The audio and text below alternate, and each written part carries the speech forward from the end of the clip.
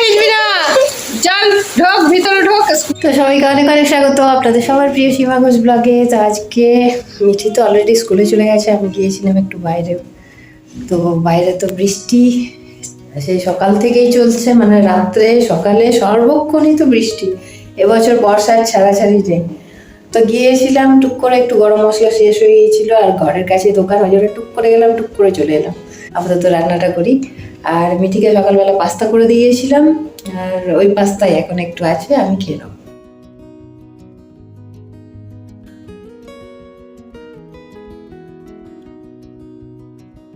এখানে মোচা সেদ্ধ করে রাখলাম, আর মোচার আলু করছি। এখানে মোচাটা বানাবো, তাতে একটু মুগ ডাল ভাজা দেবো, মুগ ডাল ভাজা দিয়ে একটু মোচাটা করবো। মুগ ডালটা দিয়ে দিলাম, একটু সেদ্ধও হবে। মুগ ডালটাও সেদ্ধ হওয়ার জন্য একটু জল দিলাম। এগুলো একটু গরম আছে প্রচুর।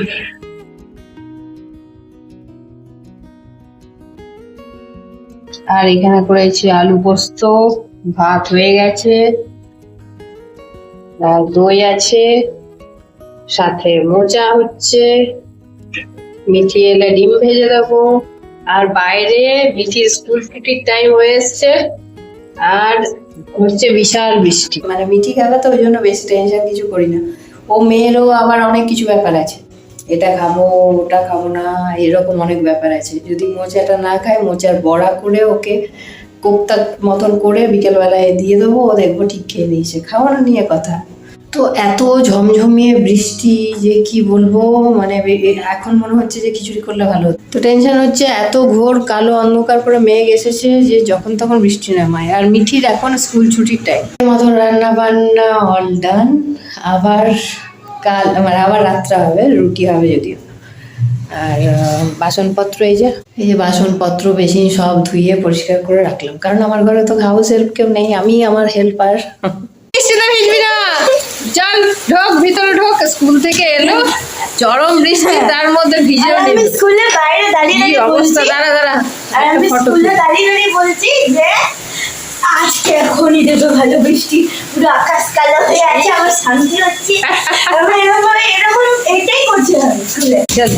এ বাবা, সর্বস্ব ভিজে এসছে। জুতোটা ভিতর থেকে বার করো। ইস, রেনকোট পরে এত দূর অব্দি ভিজেছি, রেনকোট পরে ভাবো কত বাজে হয়ে পড়েছি, ইচ্ছা করে ভিজেছি। আরো কালকে তো সেকশন চেঞ্জ হয়ে যাবে।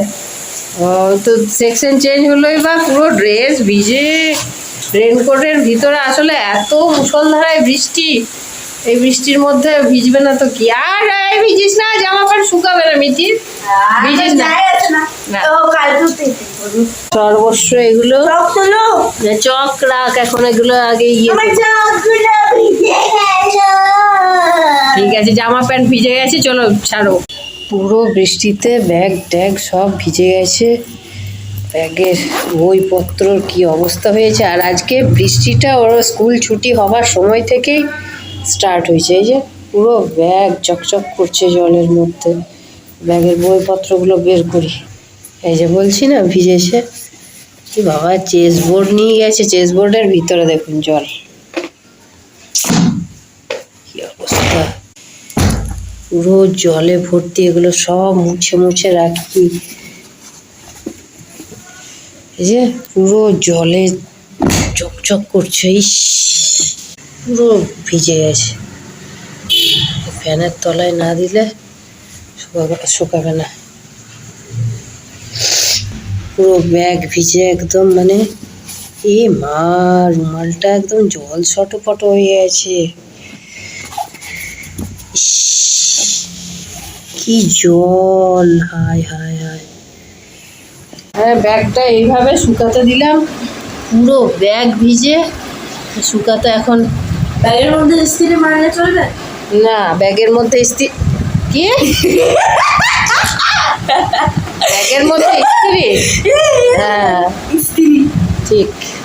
বইয়ের মধ্যে মেরে দাও তাহলে, বইগুলো তো শুকিয়ে যাবে। শুকাবে এগুলো, দাঁড়া দাঁড়া। ও রাফ কপি রাফই হয়ে গেল।